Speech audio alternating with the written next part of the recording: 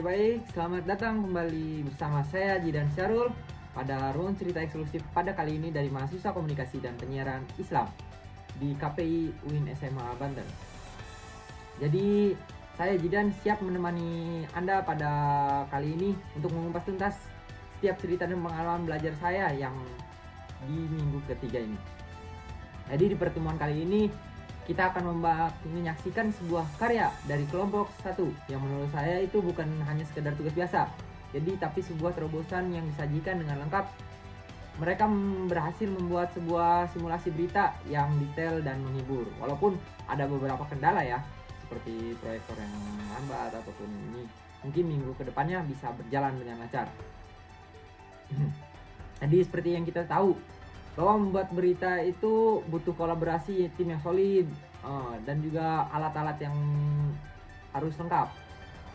Dan mereka juga berhasil membuktikan di sana itu kita akan melihat kerjasama antara yang apik antara reporter di studio, terus ada reporter lapangan dan juga ada yang diwawancarainya, dan tak ketinggalan juga ada sang kameramen. Nah, sekaligus menjadi sebagai operator yang berhasil menangkap setiap momen penting.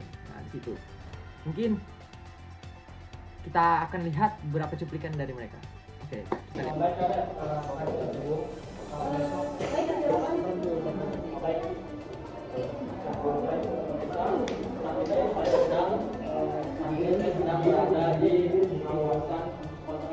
Wah, keren sekali bukan? Pembawaan berita dari kelompok 1 ini memang patut untuk diacungi jempol.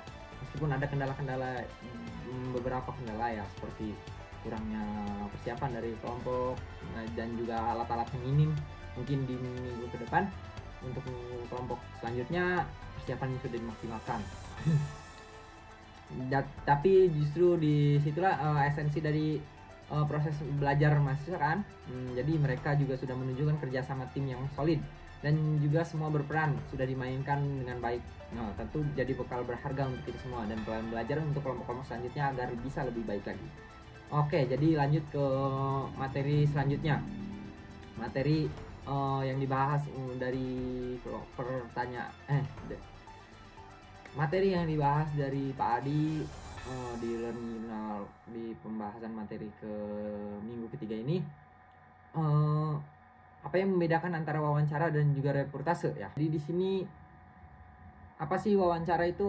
Jadi wawancara itu sama dengan reportase, dan jawabannya adalah tidak ya, karena wawancara itu berbeda dengan reportase. Karena kalau reportase itu memiliki ruang lingkup yang jauh lebih luas daripada wawancara.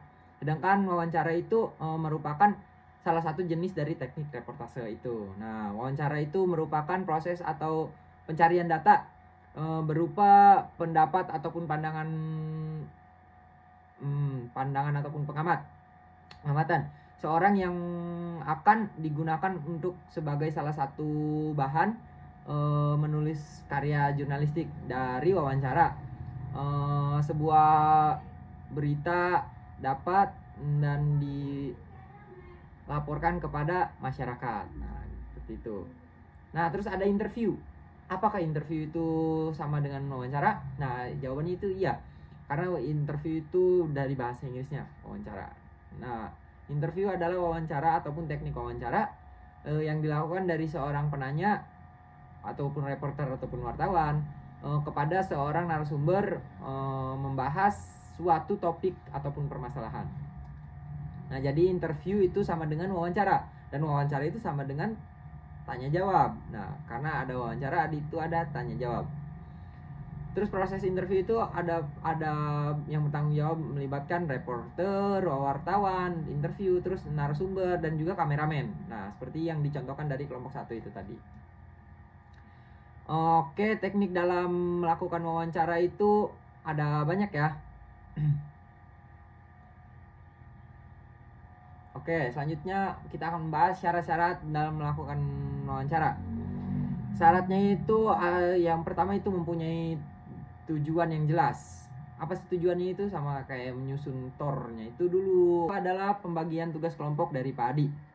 Tugas kelompok seperti biasa dimulai dari minggu depan. Kelompok pertama membuat makalah. Selanjutnya sama seperti selanjutnya kelompok 2, kelompok 3 untuk mempresentasikan makalah yang telah dibuat. Sistemnya sama seperti tahun semester kemarin.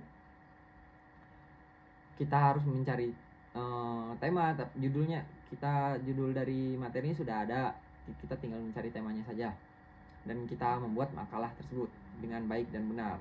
Nah, seperti itu. Mungkin cukup sekian laporan dari saya juga.